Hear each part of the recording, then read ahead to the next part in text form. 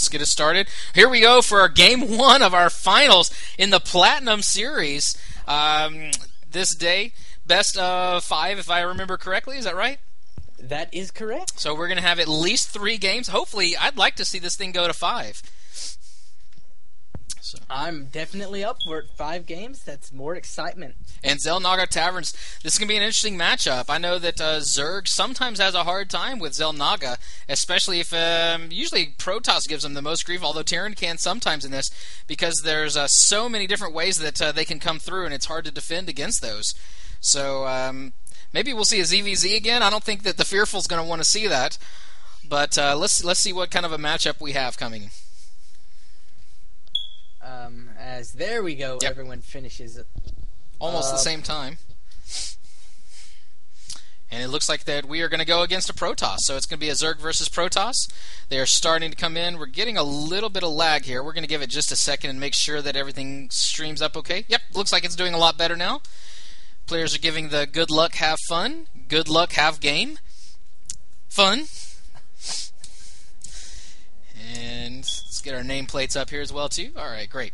So we have game number 1 here, Mr. Freeze, on our final, the first map of the final. And the way that works is after the tournament director gets to choose the first map. After that, the loser picks the map they want to play, and there are no disqualifications as far as Fearful say or Des saying, no, I don't want to play that map. If you lose, you get to choose the map that you want as long as it's in the map pool. So there can be some... Fearful saying he's nervous. He's thinking about the $5 he can win. And Dez is saying $5 sounds like a lot of money to me, too. Alright, so it looks like both players are sending out a 9 pylon scout and a round a scout at the same time from the Zerg player, so they will be seeing what's up in their base, make sure there's no cheesy, because they do not want to be cheesed out. And Nexus is getting chrono boosted here, so nothing cheesy from that side. And we are getting that early gas again.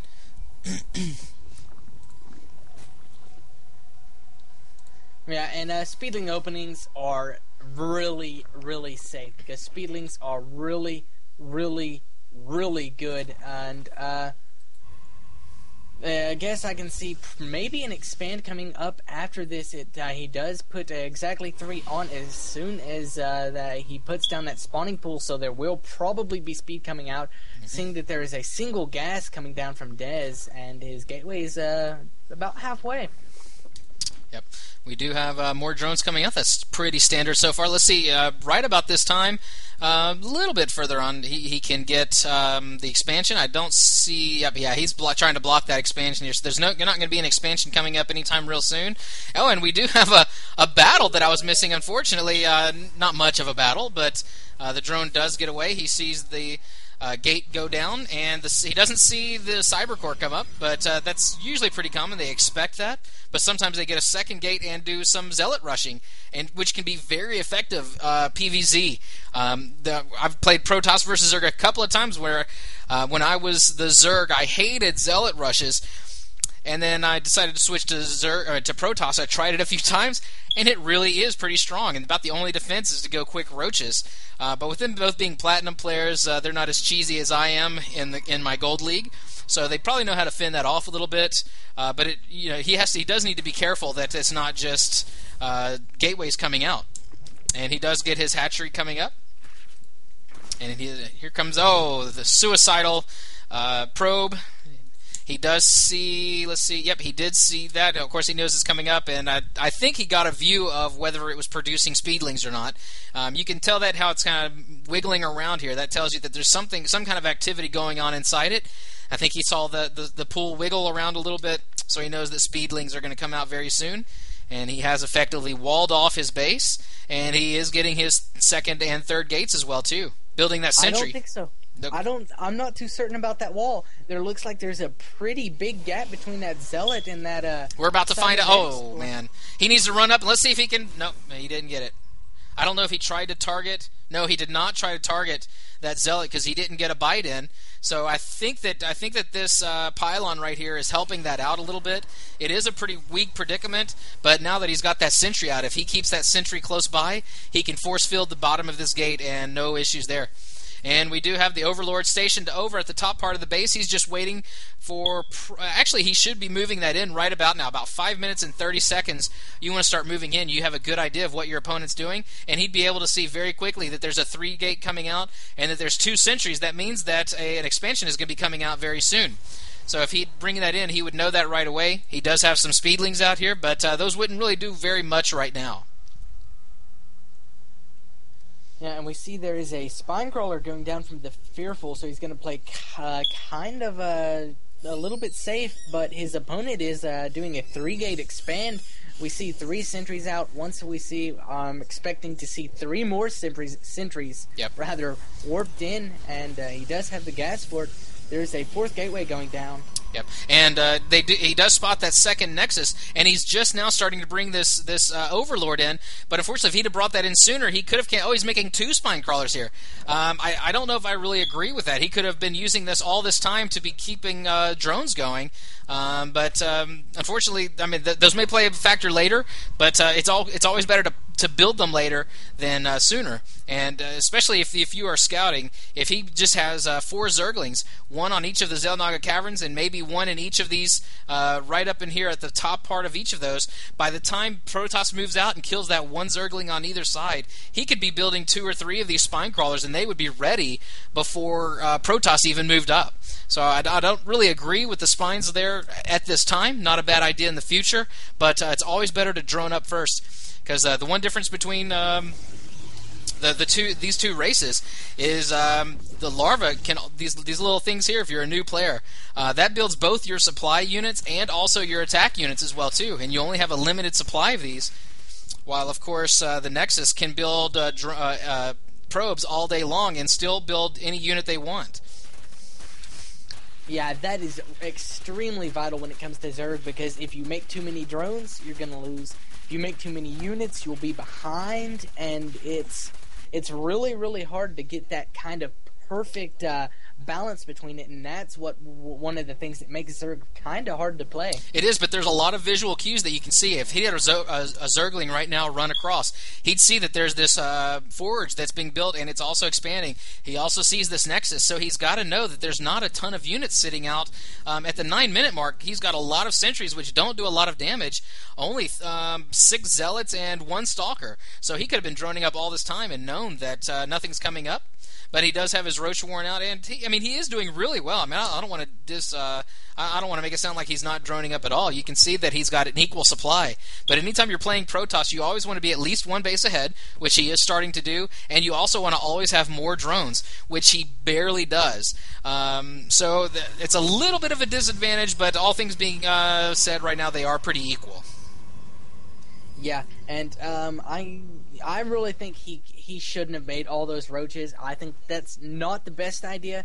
Of course, droning up in this situation, but there is a push, so it might be kind of viable. However, I think just the speedlings and maybe half of those roaches plus these spine crawlers should be sufficient in holding this off, because sentries just don't do a lot of damage. Yep, and he's doing. I tell you, one thing that he is doing very well is he is dropping a lot of these creep tumors. So he's going to have very fast Zerglings and roaches that are coming across. And also, anytime a unit steps onto any of this creep, the Zerg player is going to know what's going on, because you have vision whenever that happens. The only thing that's really bad about those is if he builds a robotics bay, which he does, and he does have an observer coming out, they do die very quickly. So that might not be the end-all, be-all of that. Yep, and you can see that he's already starting to kill those off. Zerglings are coming in, and Zerglings are going to be really strong against this if he can get around the force fields.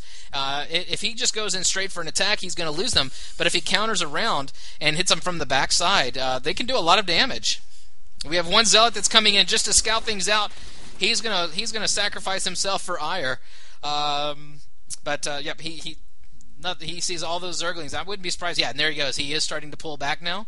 But so many sentries here. He's going to be ready for force fields, and those force fields are going to be really strong against all of those Zerglings. And all of those roaches as well, yep. Because Stalkers, of course, do outrange roaches, because roaches like a range of like 4, which means like they have to be able to reach out and touch them to actually shoot. But so since the Stalkers outranged them, force fields to push them back so the Roaches aren't attacking, therefore basically making them void. And we do also see the pathogen glands going out, which means we're going to see some infestors very soon. We also have the ground 1 carapace as well too, a very good choice. Oh, and we do have immortals coming out as well too. He saw all those roaches, and he's starting to build immortals, which are very strong against roaches. I think it only takes like 2 or 3 hits to kill a roach for 1 immortal. The only thing is they're slow to build and they're slow to walk. So you have to keep them in the back. And as we saw from the one of the previous matches, if they're dancing around, they're not going to be very effective in attacking as well.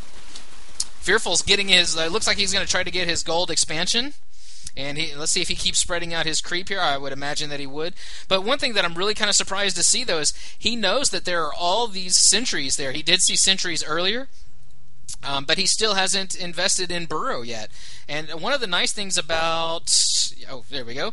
One of the nice things about... once you get one hatchery up, once you get one lair up, you can build lair units from each of your bases. So right now would be an excellent time to get Burrow and also tunneling actually, I would have gotten the tunneling claws before that. He could crawl right under. He could crawl right under all of those force fields and start attacking again.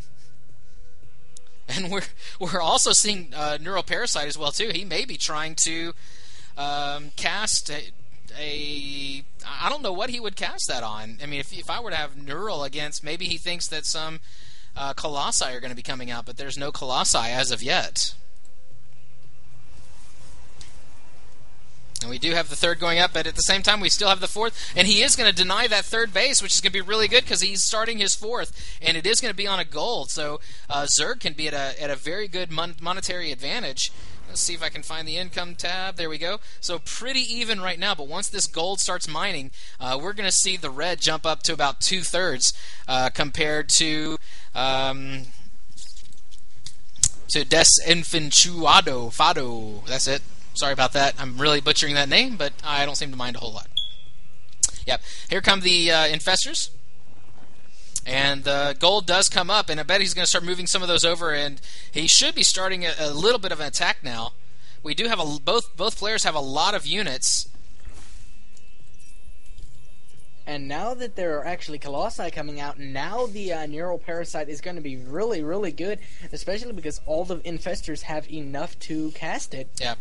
Although, it might be worthy to consider with all the roaches that he has to do the Immortals instead. Let the Immortals turn around and kill all the Stalkers. And if he can get it, he's got shields coming across, but if he can get those infestors to... Nope, he's going to just back away with those.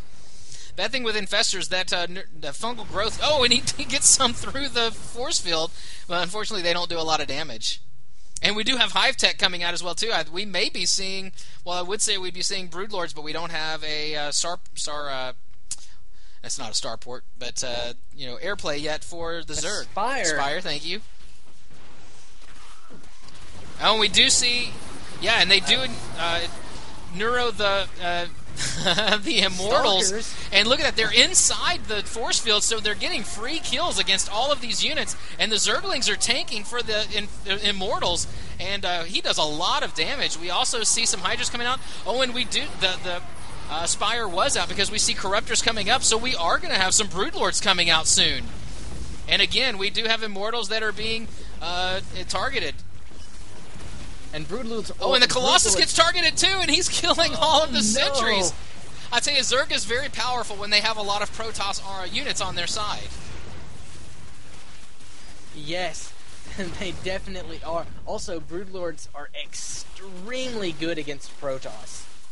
They outrange the photon cannons, so the photon cannons really can't do much, and Broodlords are just good against almost everything. So 2 sentries almost decided to take out that entire army, and I was going to have bad news for them. But at least they did realize that wasn't going to happen. We have +3 attacks for Fearful, which is going to be really good not only for the Roaches, but also for these Hydras. Those Hydras are going to do a ton of damage. They do incredible damage versus Stalkers and really to some Colossi as well, too, but Colossi can't finish them up. Fearful is still neuroparasiting all of these Colossi, and all of them now belong to the Zerg. One finally goes away, but still, this one is still belonging to all of them, and one goes off, and the other is going to die quickly once it loses. Yeah, he does kill it off very quickly. Some more Stalkers are going to go in for some suicide runs, and they're going to die very quickly. One goes down real quickly. He does pull the others out. Some probes are going to try to suicide themselves, but unfortunately, the Zerg are just far too powerful. Yeah, and the Zerg also has quite the trust fund in the bank, so he will be able to almost remax as he has. He is at max food entirely right now. Oh, so the Zerg player is just going to swarm him. He's still mind controlling all of these Colossi. He's still got all of these Colossi, and he takes out the photon cannons with those, and now he's going to clean up the probes with them as well too. And the Corruptors are going to take out these Colossi very quickly. They can't shoot into the air, and Colossi do a great deal of damage. Forge does cancel his expansion, but there's not much. As a matter of fact, he's not even producing now. And there's the good game from Dez.